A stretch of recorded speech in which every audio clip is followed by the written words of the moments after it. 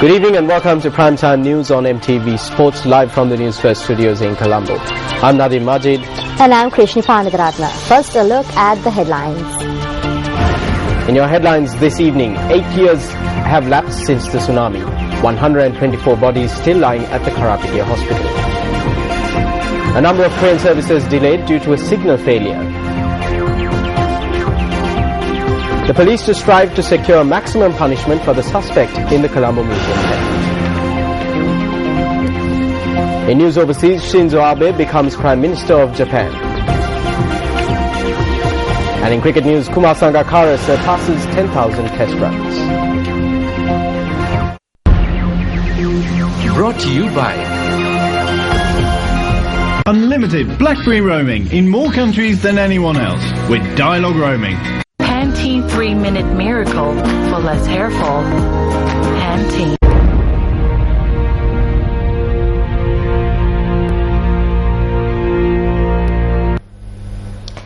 The power of the tsunami was made all too clear to the people of Sri Lanka on the 26th of December 2004. 8 years on, in Sri Lanka, prepared to face a natural disaster again. I pray that no one will have to face a tragedy like this. We had nowhere to bury the dead. Homes were washed away with their foundations. Every year, I come here. Neil Shanta Soisa commemorates the demise of his wife and 2 children 8 years ago with a silent prayer that no one else should be a victim of such a tragedy. A mason by trade, Neil lives in Magalla with his remaining 3 children. Neil is among the few who were spared by the wrath of Mother Nature 8 years ago on the 26th of December.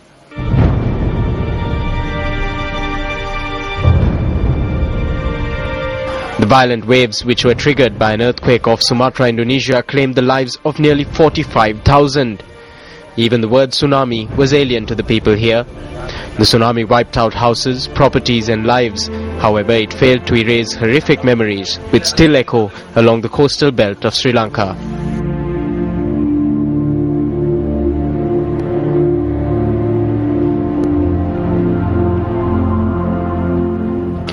For some, the tsunami is a fading memory, but for those who came in direct contact with the killer tidal waves, the tsunami will be etched in their hearts and minds for many more years.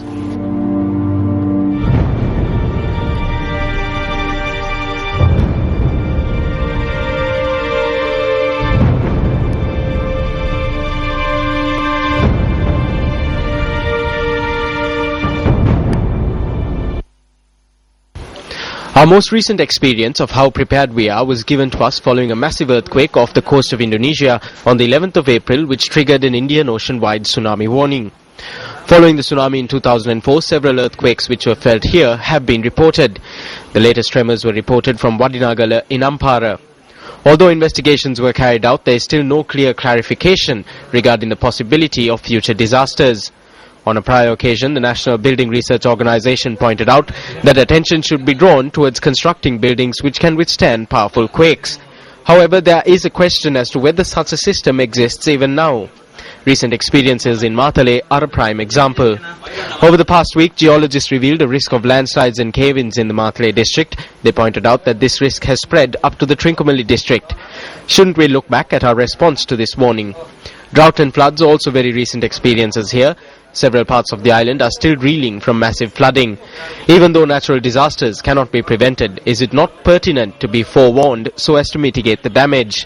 What mechanism do we possess to issue warnings for natural disasters? Do we have the same early response facilities that the developed world possesses? Do we possess the necessary specialist equipment, rescue dogs, etc. that are needed during such times? Instead of simply commemorating the 26th of December every year, shouldn't our attention be focused on how we are going to face future disasters as a country? The question that everyone should ask themselves is, are we ready? Meanwhile, the remains of 124 people who died in the tsunami are still lying in the Karapitia Hospital and the Karapitia Medical Faculty. Lecturer of the Karapitiya Medical Faculty, Specialist Judicial Medical Officer Dr. UCT Pereira said that 124 remains of individuals killed in the tsunami 8 years ago have been kept for tests and identification.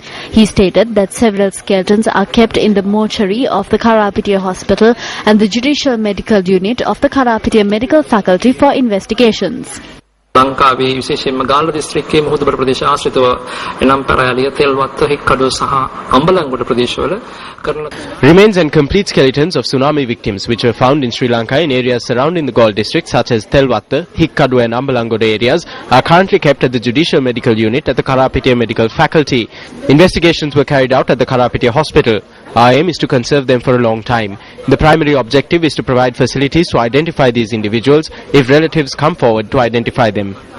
ඥාතීන් පිරිසක් ඉදිරිපත් වුවොත් තමන්ගේ ඥාතීන් මේකී ඥාතීන් හඳුනා ගැනීමට ඒ සඳහා අවශ්‍ය පහසුකම් සැලසීම. Today marks 8 years since the Boxing Day tsunami. 300 families in Ampara who lost their homes in the tsunami are still living in camps or at the homes of relatives.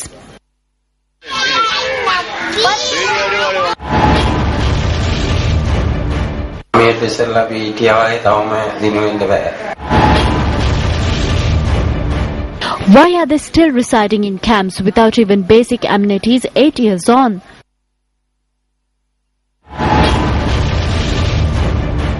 දැනටමත් 411ක් ගෙවල් දීලා තියෙනවා. තව 300ක් විතර අපි හදාගෙන යනවා.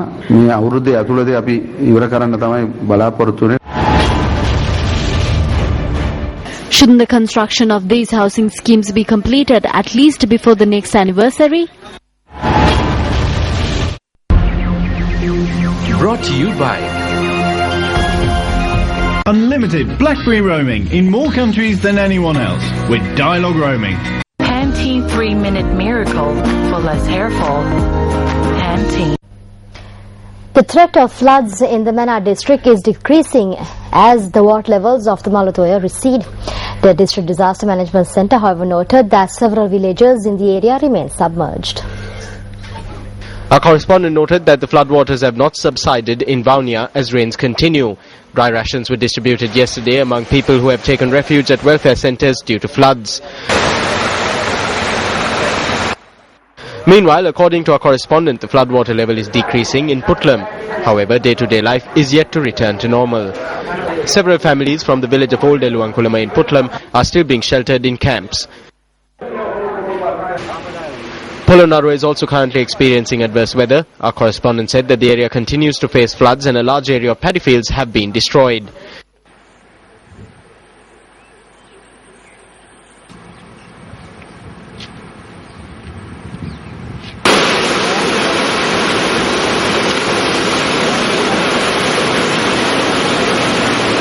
Even though dry weather is currently being experienced, the 18-bend road in Mahiyangane remains closed. Our correspondent noted that heavy vehicles have been prohibited from entering the road.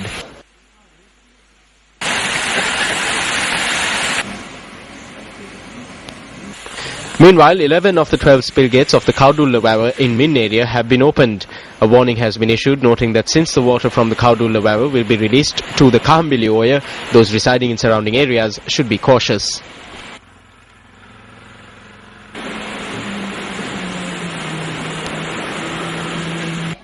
Meanwhile, a 2-year-old child who fell into a canal which was filled due to the heavy rains died last afternoon.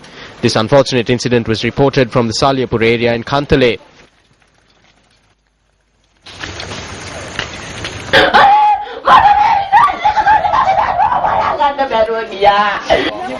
Our correspondent said 2-year-old Supun Madhushankar had escaped from his mother and stepped into the canal which flows by the garden. The body of the child had been recovered 1.5 kilometers down the canal. The Disaster Management Centre said that 327,552 people from 89,161 families have been affected due to the heavy rains which triggered floods and landslides. 4,019 houses have been destroyed while 8,285 houses have been damaged.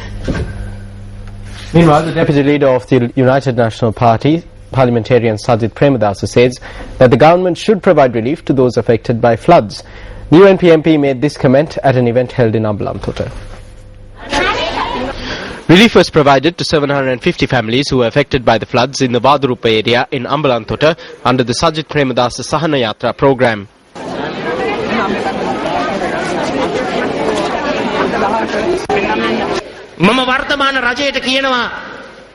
I would like to remind the government that they are bound to provide at least 500,000 rupees to every individual who was affected by the floods through the treasury. Why am I saying this? This is because if they have funds to spend millions from the treasury to implement wasteful projects and maintain loss-making institutions, the government should be able to at least provide 500,000 rupees each to those affected by floods. Some may ask where they could get the money from. There are ample funds in the treasury. අඩුම තරමින් රුපියල් ලක්ෂ 5ක්වත් ලබා දෙන්නට ඕන සමහරෙක් අහන්න පුළුවන් කොහෙද සල්ලි කියලා සල්ලි ඕන තරම් තියෙනවා මහා භාණ්ඩාගාරේ. Commuters were greatly inconvenienced today as train services along the main railway line and the Puttalam railway line was delayed.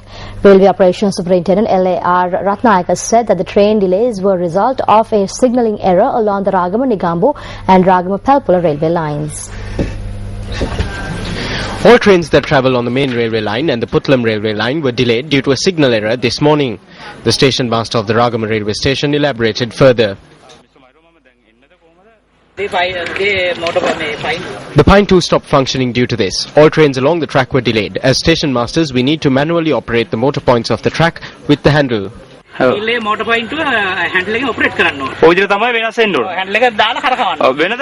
does the signal system operate usually? The signal system is operated by the railway control room. It did not happen today. Therefore, the entire railway system came to a standstill this morning. The station master said that the signal error occurred due to the adverse weather conditions experienced over the island during the last few days. The motor points and signals that is usually operated from the railway control room in Maradana malfunctioned today due to rainwater. Therefore, we had to pilot a train and bring it to the next station. This is the reason for the delay.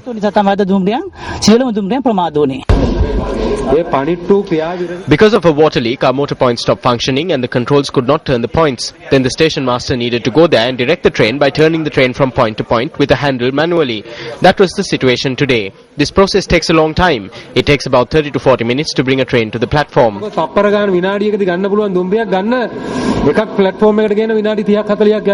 Our cameras captured the manner in which commuters who were stranded due to the delay disembarked from the train.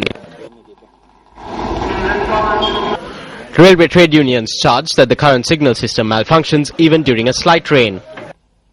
The railway department is still using a signal system which is more than 50 years old. Because of this, the signal system malfunctions even for the slightest rain. This results in delays in train services. These problems had been there for some time. If this system malfunctions due to rain, we would like to ask the leaders of the country whether this service can be made the best in Asia.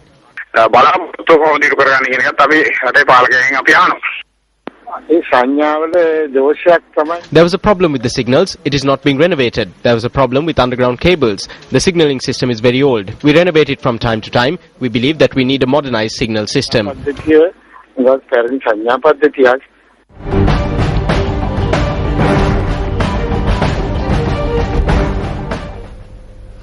President Mahinda Rajapaksa has sent a congratulatory message to the Prime Minister of Japan, Shinzo Abe. The President's congratulatory message notes that the victory of the Japanese Premier is a clear indication of the confidence that the people of Japan have placed in his party and leadership. The congratulatory message further notes that the friendship and cooperation between the two nations will further strengthen during the tenure of Abe's premiership. It goes on to say that Sri Lanka looks forward to closer cooperation with the new government of Japan under the stewardship of its Premier Shinzo Abe to further develop the bilateral ties between the two countries at a time where 60 years of bilateral ties have been commemorated.